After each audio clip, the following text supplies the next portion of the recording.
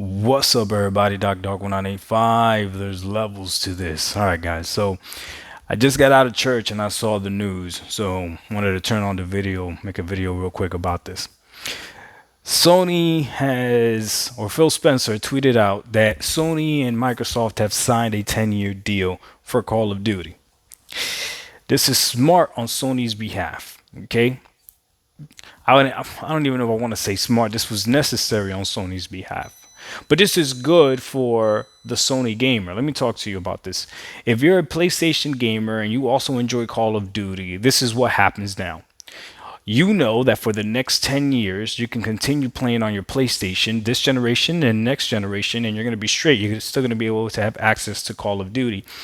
And in the meantime, Sony will have 10 years to develop their own first-person shooter that if after the 10 years Microsoft wants to make it exclusive, then maybe you have something that can compete against it, or maybe you might find something that you may like better, okay? There's a huge misconception out there that, which I don't understand, that even though Microsoft owns Call of Duty, that Microsoft needs Sony more than Sony needs Microsoft. That doesn't make any sense, because this is what happens, okay? Call of Duty is, if it's not, it's one of the most selling games on PlayStation, right? Or the game that makes the most revenue on the PlayStation. It's got to be at least top 3. It's probably number 1, but it's definitely up there. PlayStation makes a lot of money. PlayStation benefits a lot from Call of Duty being on their platform. Somehow people are trying to spin that as if Microsoft was to take Call of Duty off of PlayStation, it would be doom and gloom for Microsoft. No, it wouldn't. They would take a hit a little bit, but eventually those gamers would leave PlayStation. The gamers that play Call of Duty, okay, that's mostly what they play. Then they will dabble around, all that stuff. They will leave. They will leave to play it elsewhere. The PlayStation fan base are the ones that are always harping about, it's about the games. It's about the games. Well, if the game that you play the most is gone, you're not going to leave the platform. If you are a Spider-Man fanatic, right, and Spider-Man was to become exclusive to Xbox, you wouldn't leave PlayStation?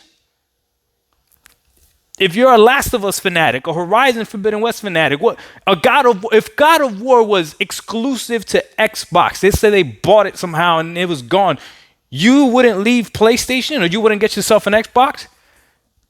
So now you're being exposed, showing exactly what you're loyal to. You're not loyal to the game. You're loyal to the actual platform and the box and whatever.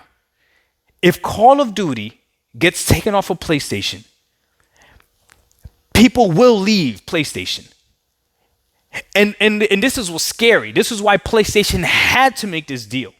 Because if PlayStation becomes the one place where you can't play Call of Duty, and you can play it on the Switch, you can play it on your phone, you can play it on your computer, and you can play it on an Xbox, you can play it on a washing machine, but you can't play it on a it's a problem. There's people out there that are trying to trick you guys and and somehow are trying to spin this as if Sony has more power than they really do. They don't. Right now, Sony is powerless.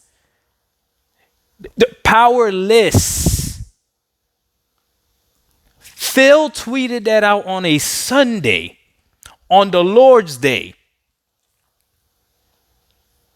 Tagged Sony in it, didn't he? Bragging and boasting about it pretty much. I'm glad to say we got them. Here it is. We got them.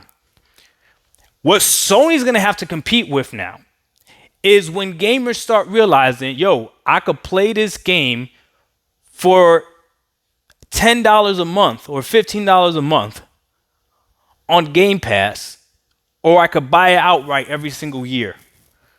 Which one do I prefer?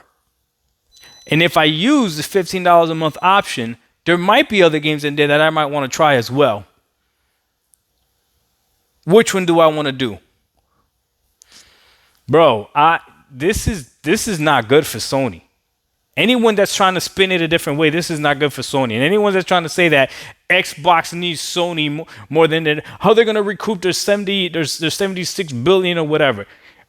They're going to recoup it.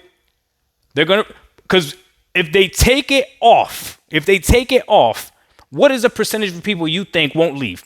That's what I want to know. How many people do you guys really you think that are that brand loyal as you are, that you think won't leave? People leave for their games. That's the whole pony argument. You go where the games are, right? The exclusive. That's the whole pony argument, is that exclusive matters. Yet right now, Microsoft wouldn't be able to take it off because they would. No, they would. If they took it off, the PlayStation is done. The narrative has been a lie since the beginning. Has been a lie from the beginning. The whole PlayStation sells because of exclusives and all that other stuff, blah, blah, blah, blah. I've said it plenty of times before. The people that actually buy a PlayStation for their exclusives are Xbox fans, because we play everything else on the Xbox. And we're mad that we have to buy another console to play freaking paste and copy and repeat games. We're mad about it, but we do it because we hear that the games are amazing. Then we try them out, and then they're a bore fest, and then it is. But now another major franchise, something like Call of Duty, you can't even play it on the PlayStation. What's the point of the PlayStation? Tell me what's the point of the PlayStation? To play 1 or 2 games a year? What's the point? Bro, they're lying to you. They are lying to you when they tell you that Xbox needs PlayStation now more than PlayStation. How do they even spin that? That's ridiculous. Sony did the smart thing. Signed a deal, whatever Microsoft wants. PlayStation fans, PlayStation owners are about to continuously give money to Microsoft. Look, life is not fair. I don't know what you want me to tell you, okay? Game Pass gamers are going to be able to enjoy the benefits of those people that are playing on the PlayStation. It's subsidizing our subscription service. Sure, it don't hurt my feelings. Don't make me feel bad about it. And yeah, it's going to be a problem. 10 years. They got 10 years to develop something. 10 years to compete. I want Sony to compete. That's all I want. I want Sony to be better and compete. Oh boy, how the tables have turned. Dark 1985, there's levels to this. Biggest thing is, Xbox, hurry up. I'm trying to see these games on Game Pass.